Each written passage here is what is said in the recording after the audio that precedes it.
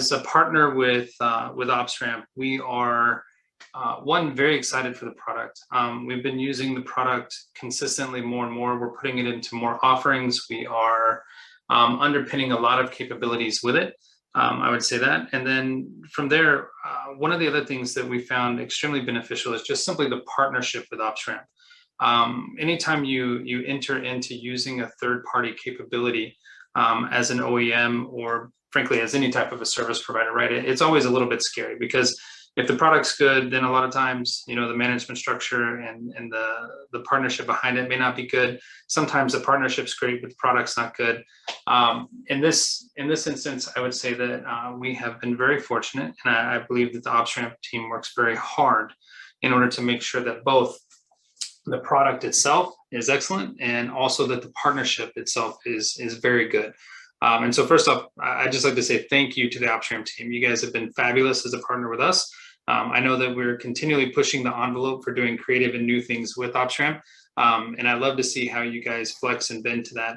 And the amount of work you've done with this has been fantastic. The piece that we're working with OpsRamp on, which is our operations and maintenance module, and being able to plug all of your cloud-based assets, all of your cloud-based information into the same structure in the same portal that you're then going to have your on-prem infrastructure, providing you operations, maintenance, providing you monitoring, alerting, being able to bring in multiple monitoring tools, feed that into one system, and have that single pane of glass that all of your teams may have their own view out of, but it's the same pane of glass. And from that perspective, OpsRamp gives us some really unique capabilities around topology mappings for applications, gives us AI ops, in the form of the monitoring, alerting, and the noise reduction and the thresholding, gives us a workflow and automation engine that we can actually build out and create a library in the system for all of the health checks and the capabilities that we want for auto remediation.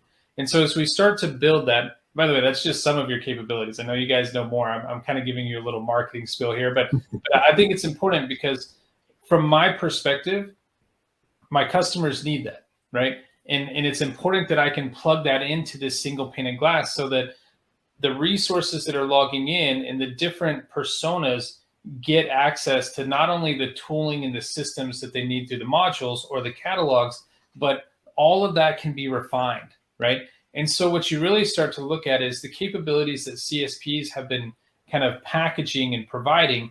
We're now able to take a low-code approach to packaging and providing that, which is custom and specific to a client and what the client is doing with their infrastructure and the technology types that are there in that infrastructure. The bulk of our current deployment used Hitachi technology, Hitachi platforms, and so many things had to be developed, which OpsRamp did not have out of the box, which we did jointly. And OpsRamp, kudos to OpsRamp for understanding, what the needs are and, deploying all the needed people, Sylvan and his team and Subbu and his team to deploy it. And yes, we had problems along the way. We had to have many war rooms, many early mornings, many late nights that we all spent, and especially, Sylvan's team and our team spent. But we got through that, and today we are at a stage where I would say that near all challenges have been removed. There are a few that are lingering that we know how to solve, and we are solving those. But most of our clients who want to be live are live now. Some are in a parallel run stage where we are monitoring their alerting through OpsRamp, as well as comparing it to the alerts that are coming out from the prior tool.